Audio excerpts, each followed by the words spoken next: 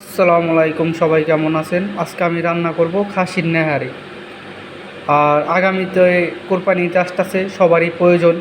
অনেক মানুষই জানে না কিভাবে খাসির নেহারি রাঁধতে হয়। তো আজকে আমি দেখাই দেবো এখানে কি কি দিছি।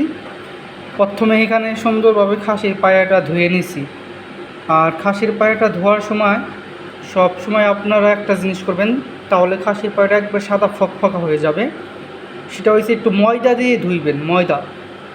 ময়দা দিয়ে সুন্দরভাবে ধুইবেন, ভালো মতন ধুয়ে লাইবেন ময়দা দিয়ে, তাহলে পশমগুলো সব উইটা যায় ময়দার কারণে। তারপর ধুয়ে সুন্দর করে আমি কেটে এখানে দিছি। তারপর হয়েছে আপনার পেঁয়াজ দিছি, আদা রসুন দিছি। আদা বাটাটা একটু বেশি দিতে হবে, রসুনটা কম দিতে হবে। এটা তো খাসিতে সবসময় আদা বেশি দিতে হয়। তারপর দিছি আমি মরিচের ফাঁকি, হলুদের ফাঁকি, একটু জিরা পাউডার, একটু ধনিয়া পাতার পাউডার, আর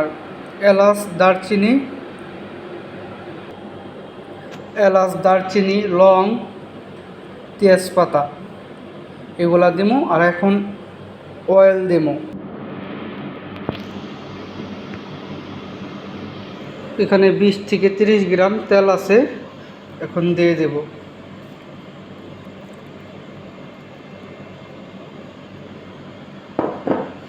অবশেষে দেব পানি।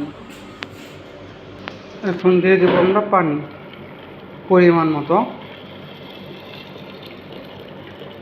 ওহ, কি সুন্দর স্মেল ছুটতেছে এখনই।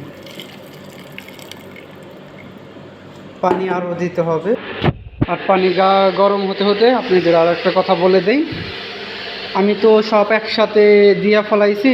আমি প্রথম ভিডিও করতে চাইনি, পরে ফট করে মনে হলো একটা ভিডিও করে রাখি, আর তো নাও রাঁধতে পারি। খাসির পায়ে আবার কোথায় না কোথায় পামু, আজকে একজন গিফট করছিল, এর জন্য রান্না করলাম। আর আমি তো দেশের বাইরে, এটা হয়েছে কাতারে থেকে আমি রাঁধতাছি। এটা হয়েছে দুম্বার পাইয়া। তো এর জন্য আমি খুব সরি। সব জায়গায় সেপারেট করে রাখা পারলে আপনাদের জন্য ভালো হইতো।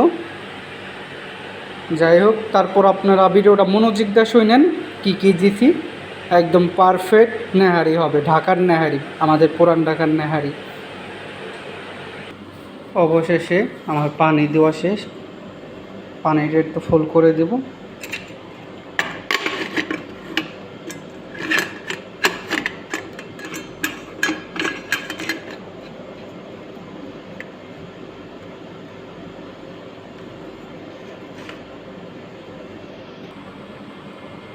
হয়ে গেল আমার। এখন চুলার হিটটা একদম মিডিয়াম দেবেন, বেশিও দিবেন না কমও দেবেন না, আস্তে আস্তে হইতে। এটা 3-4 ঘন্টা লাগবে মোটামুটি এটার ভিতরে হইতে। হয়ে গেছে মোটামুটি 3 ঘন্টার মতন রাখা হয়েছিল, এখন খালাস হয়ে গেছে। বিসমিল্লাহ। কালারটা দেখেন কি সুন্দর হয়েছে। আমি আবার ধনিয়া পাতা দিয়েছি, আমার ধনিয়া পাতা খুব পছন্দ।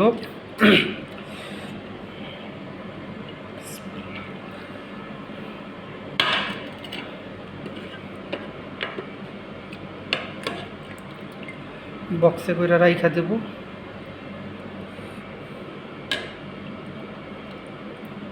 2 দিন খাওয়া যাইব মোটামুটি, আজকে আর কালকে। আর এটা খাবো। আর কিভাবে এটা খেতে হবে, আদা দিতে হবে কুচি কুচি করে, ধনিয়া পাতা পুদিনা পাতা দিতে হবে, লেবু দিতে হবে, তাহলে টেস্টটা ভালো হবে।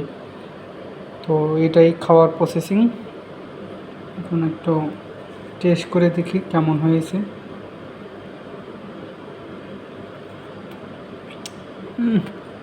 মিয়া মিয়া, ওকে।